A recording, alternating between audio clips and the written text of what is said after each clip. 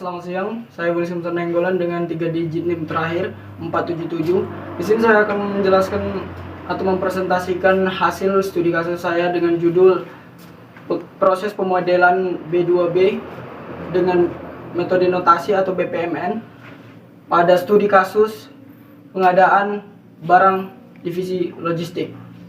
Yang pertama saya akan menjelaskan apa itu BPMN. BPMN adalah singkatan dari Business Process Modeling Notation, yaitu suatu metodologi baru yang dikembangkan oleh Business Process Modeling Initiative sebagai suatu standar baru pada pemodelan proses bisnis, dan juga sebagai alat desain pada sistem yang kompleks seperti sistem e-business yang berbasis pada message based nih. Tujuan utama dari BPMN juga adalah menyediakan notasi yang mudah digunakan dan bisa dimengerti oleh semua orang yang terlibat dalam bisnis, yang meliputi bisnis analisis yang memodelkan proses bisnis, pengembangan teknik yang membangun sistem yang melakukan bisnis, dan berbagai tingkatan manajemen yang harus dapat membaca dan memahami proses diagram dengan cepat sehingga dapat membantu dalam pengambilan keputusan. Notasi BPMN yang baru juga dirancang untuk sifat sistem berbasis layanan web atau digital. BPMN dapat memodelkan pesan kompleks yang dilewatkan di antara pelaku bisnis atau bagian dari pelaku bisnis. Untuk menerapkan BPMN ini, maka diperlukan langkah-langkah sebagai berikut. Yang pertama, menetapkan sudut pandang kajian masalah atau point of view. Sudut pandang ini penting untuk membatasi ruang lingkup masalah dan menggambarkan proses bisnis pada ruang lingkup tersebut. Dan yang kedua, mendefinisikan critical success factor atau CSF sebagai ukuran penghasilan yang ingin dicapai oleh proses bisnis tersebut. Yang ketiga, membuat abstraksi umum dan melakukan dekomposisi atas proses sehingga dapat dibuat model yang komprehensif pada setiap lapisan proses. Yang keempat, menggambarkan model yang menggunakan BPMN. Adapun batasan masalah pada penelitian ini terdapat 5 batasan masalah, yakni yang pertama, proses bisnis yang dimodelkan adalah berdasarkan proses kerja divisi logistik dan tidak memperhatikan secara terperinci proses kerja divisi lain. Yang kedua, fungsi bisnis supplier dan gudang dikelola oleh perusahaan terpisah atau tidak berada pada suatu perusahaan yang sama. Dan yang ketiga, fungsi bisnis supplier dan gudang juga berada di luar perusahaan yang dikaji atau PTX. Dan yang keempat, divisi logistik tidak menangani fungsi pembelian barang, menetapkan harga, pemeliharaan mitra bisnis atau supplier atau dagang, dan pengadaan tender. Dan yang kelima, proses bisnis dimodelkan untuk mencapai kinerja optimal divisi logistik, yaitu dapat memenuhi permintaan barang dan dapat menelusuri jejak status setiap permintaan barang. Sebagai peneliti, kami mendapatkan evaluasi berupa 3 alternatif, yaitu 1. Jika barang tersedia sesuai permintaan, maka divisi logistik akan mengirimkan surat perintah pengeluaran barang atau material tiket ke bagian gudang. Kemudian berdasarkan surat tersebut, maka gudang akan mengeluarkan barang langsung kepada customer yang meminta dan memberikan laporan pengeluaran barang kepada divisi logistik. Yang kedua, jika barang tidak tersedia atau stok kosong, maka divisi logistik akan membuat surat permintaan pengadaan barang. Dan yang ketiga, jika ternyata status ketersediaan barang belum pasti karena ada proses pembelian dan pengiriman barang yang belum selesai dari supplier atau PO, maka divisi logistik akan melakukan penelusuran lebih lanjut kepada supplier perusahaan terpisah dari PTX dan merupakan mitra bisnis PTX dengan meminta konfirmasi data dari bagian pembelian dan purchasing. Sebagai kesimpulan yang peneliti dapat berikan, dari penerapan metode BPMN pada kasus pemodelan proses bisnis pengadaan barang divisi logistik di atas, maka dapat disimpulkan beberapa hal sebagai berikut. A. Pemodelan proses bisnis menggunakan BPMN lebih relatif praktis digunakan karena dapat menggambarkan keseluruhan proses dalam suatu diagram sederhana sehingga representasi proses bisnis relatif lebih cepat dipahami. B.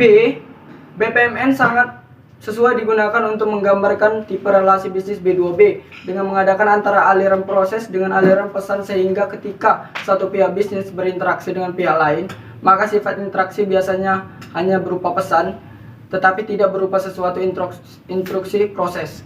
C. Pada kasus di atas terdapat 3 pool, yaitu PTX, gudang dan supplier, divisi logistik sebagai bagian dari PTX yang kemudian berinteraksi secara internal dan eksternal.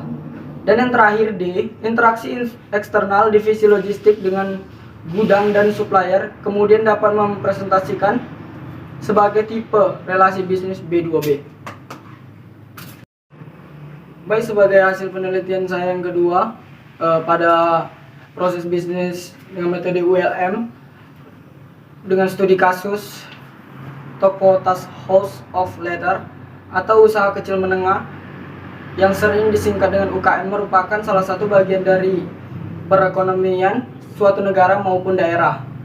Begitu juga dengan negara Indonesia, UKM ini sangat memiliki peranan penting dalam melajunya perekonomian masyarakat.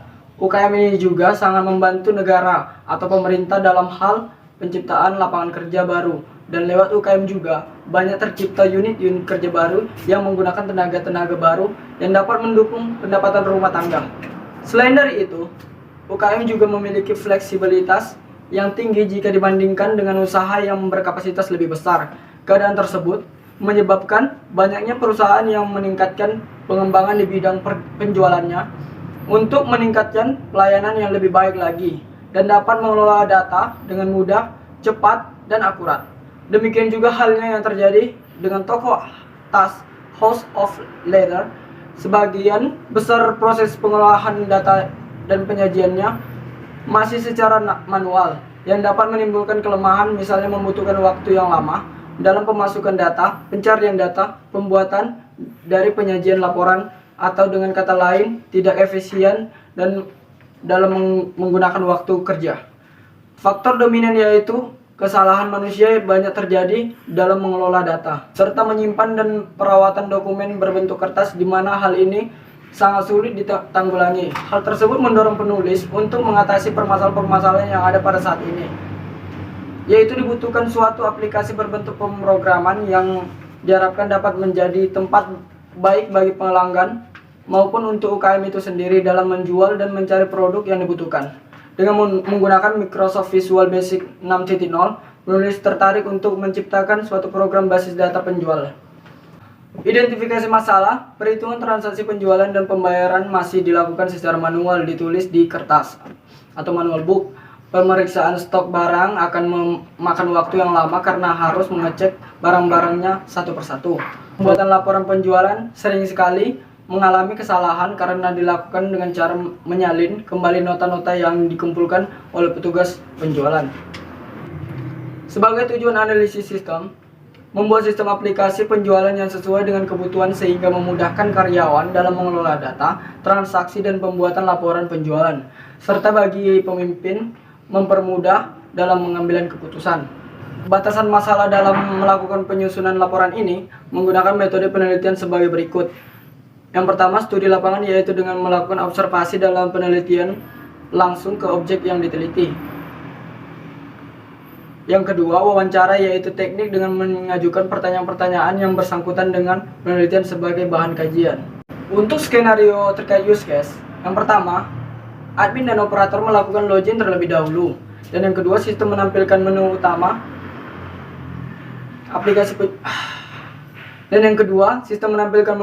aplikasi penjualan yang terdiri dari data supplier, data barang, stok barang, dan data penjualan barang. Dan yang ketiga, menampilkan laporan yang diperlukan. Sekian hasil presentasi saya siang ini. Bila ada kekurangan kata atau pengungkapan kata yang salah, saya mohon maaf. Terima kasih.